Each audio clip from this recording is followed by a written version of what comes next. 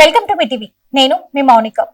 Achampet MLA doctor చిక్కుడు వంశీకృష్ణ అనురాధ కుమారుడు doctor చిక్కుడు యశ్వంత్ ఏలెన్ వివాహ వేడుకల్లో పాల్గొన్న తెలంగాణ రాష్ట్ర ముఖ్యమంత్రి యనుమల రేవంత్ రెడ్డి దంపతులు ఈ వివాహ వేడుకల్లో పాల్గొని నూతన వధువరులను ఆశీర్వదించారు. ఈ కార్యక్రమంలో పలువురు ప్రముఖులు, రాజకీయ నాయకులు పాల్గొని శుభాకాంక్షలు తెలియజేశారు. అందరికీ నమస్కారం.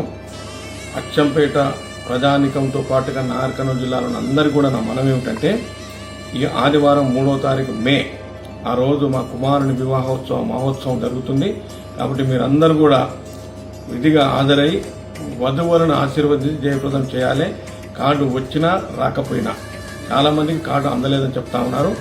నా మాటే, నా విజ్ఞప్తి మీకు కార్డుగా భావించి అందరూ ఇచ్చేసి ఈ వివాహ మహోత్సవాన్ని విజయవంతం చేసి మా వధువరులను మరొకసారి ఆశీర్వదించాలని కోరుకుంటూ సెలవు తీసుకుంటున్నాను. Thank you. జడ్చర్ల పట్టణంలో క్రీడా ఉత్సవం వెల్లివెరిసింది.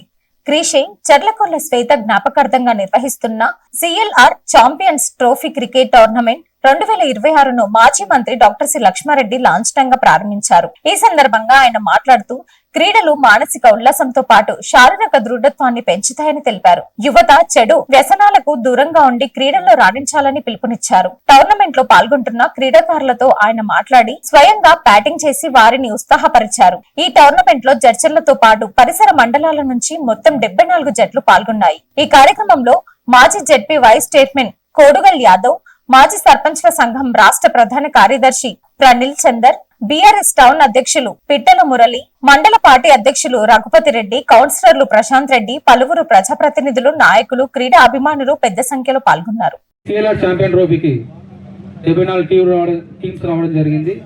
అందుకు ఒకటే రోజులో 74 టీమ్స్ రావడం జరిగింది.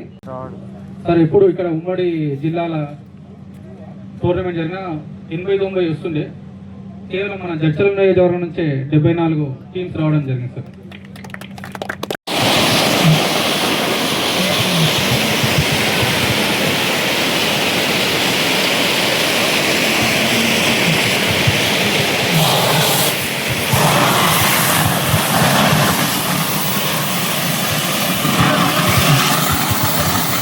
Thanks for watching.